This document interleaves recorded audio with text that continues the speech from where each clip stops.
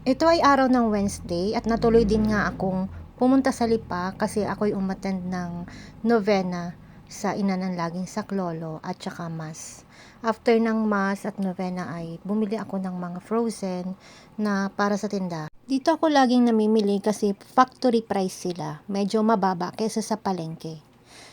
Hindi pwede guys na mawalan ako ng panindang frozen sa tindahan kasi laging hanap ito ng mga suki ko kasi may mga estudyante sila ginagawang pambaon at pang-ulam na rin.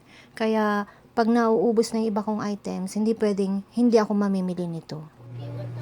Hello guys! Welcome to my YouTube channel at welcome sa aking munting tindahan. Kararating ko lang. Natuloy din ako kanina sa Lipa. Yung kinikwento ko sa inyo kanina habang ako ay nagluluto ng bangus. Flex ko lang guys yung aking lalagyan ng bariyahan. Ang daming kong bariyan na. Papuno na. Kaya itong lilimahin ililipat ko dito para pag naghagis dito ng bariya ay hindi matapon. Kasi natatapon minsan pag naglagay dito ng bariya. Kasi hindi na siya pantay. Apaw na. Kaya lalagay ko yung lilimahin dito. At mamayang gabi pag sinipag ako'y magbibilang na ako ng barya kasi magpapadeliver ako bukas ng frasquito. Yan guys. Share ko lang naman at flex ko din. Flex ko lang yung aking sanda makmak na barya. Pagkatapos ko nga magsimba kanina guys ay dumaan ako sa frozen. Yun lang talaga ang binili ko dahil hapon na yun. Tinapos ko kasi ang novena at saka misa. At dumaan na rin ako doon sa frozen na binibilhan ko. Yan lahat guys, magulo. Ibinaba ko na lang lahat sa lamesa kasi ayusin ko na siya sa rep. Yan. Ang dami kong ayusing frozen. At ang napamili ko lahat na yan guys ay nagkakahalaga ng ayan, 2,630. Ngayon ay January 31. February na bukas. At buwan na ng mga puso, February. At info ko na rin sa inyo guys, ang February 14 ay Ash Wednesday.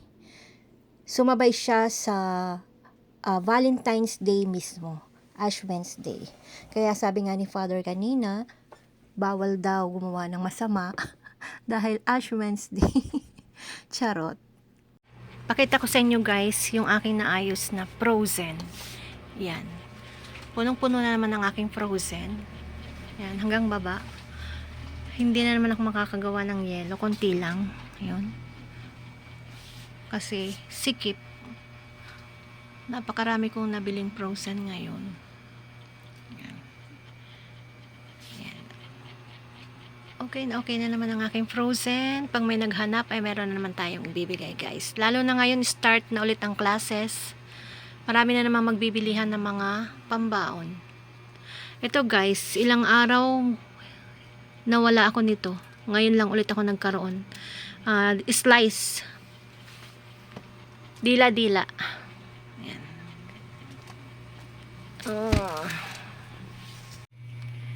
Sa ngayon, wala pa namang pagbabago sa mga presyo. Wala pa namang pagbabago sa ngayon ng mga presyo ng mga frozen foods. Yan. Kasi chinek ko siya ayon sa dati kong resibo. Dito guys, hindi ako nagpapawala talaga ng mga items, lalo na't mabenta siya. Ayoko kasing pag may pumunta at naghanap ng mga customer, ay wala akong maibigay kasi nga wala akong stocks. Kaya pagdating sa mga items na nauubos, talagang ginagawan ko ng paraan talaga na mabili agad kasi para pag bumili ang ating mga tomera, meron tayong may abot at maibigay. Ayokong matanim sa isip nila na kina Ate Aileen ay kulang-kulang, maraming kulang. Ayoko nang ganun guys. Lalo na ngayon guys, may nagtayo ng tindahan at nasa tabi pa siya ng daan. Yun ay isang factor na mas maganda ang kanyang pwesto kaysa sa akin. Kasi ang akin guys ay nandito po sa looban. Hindi naman siya masyadong malayo sa daan. Pero hindi talaga kasi siya tabi ng daan. Papasok ka pa bago mo makita ang tindahan ko. Kasi nga, wala naman akong pagpupwestuhan sa labas. Meron ngang nagtayo ng bagong tindahan at may mga tinda din siya guys ng mga Ricardo. Hindi naman siya masyadong malapit sa amin. Medyo malayo-layo. Banda pa roon. Pero meron din siyang mga tinda mga Ricardos. May mga luto din siyang ulam. May luto siyang ulam. Yun ay wala naman akong tindang ganon, lutong ulam.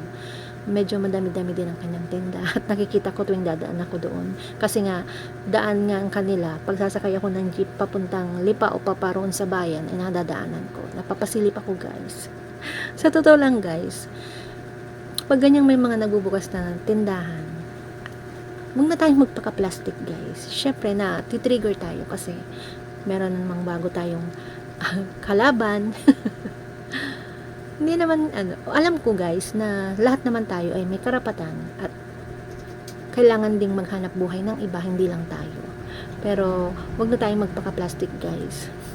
Syempre medyo tayo kasi nga may mga kalaban na tayo. Kaya, okay lang naman, okay lang naman sa akin dahil medyo malayo. Pero, isang factor kasi doon, may mga tinda din siya mga Ricardos. Kaya, ang ginagawa ko na lang guys, ay lalo ko pang pinagbubuti ang aking tindahan. Nagfo-focus ako sa aking tindahan.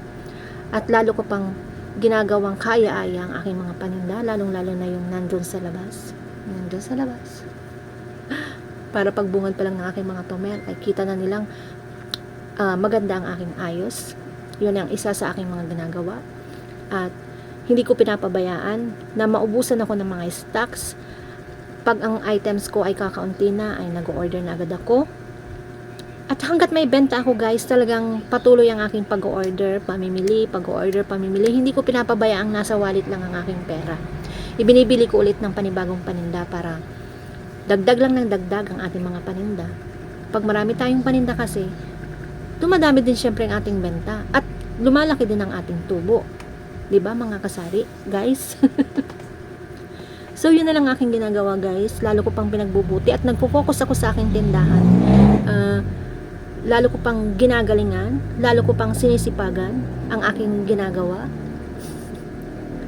So, yun ang aking ginagawa guys. Pag may nababalita ako na pag may mga nagiging kakompetensya tayo guys. So, yun lang aking share ngayong araw na ito. Sana guys hindi kayo magsawa sa paulit-ulit na unboxing, pricing, display. Dahil gusto ko lang naman ma-share sa inyo yung aking mga konting kaalaman sa pagtitinda, sa pagsasari-sari store, mga tips at sana'y nakakapulutan po ninyo ito ng kahit konti lang. Konting tips. Pasensya na kayo. Ako talaga'y bungis-ngis. Ako'y buhalhal. Ako'y buhalhal na tao. Kaya, pag napapanood ko aking mga vlog, hindi nawawalan talaga ng pagbuhalhal. So, hanggang dito na lang guys. Sana po sa mga hindi pa po nakaka-subscribe, mag-subscribe na po sana kayo. At i-click nyo na rin po ang notification bell para ma-update po pa kayo sa mga bago kong videos. So, hanggang dito na lang guys. Maraming salamat. Bye everyone. God bless us all.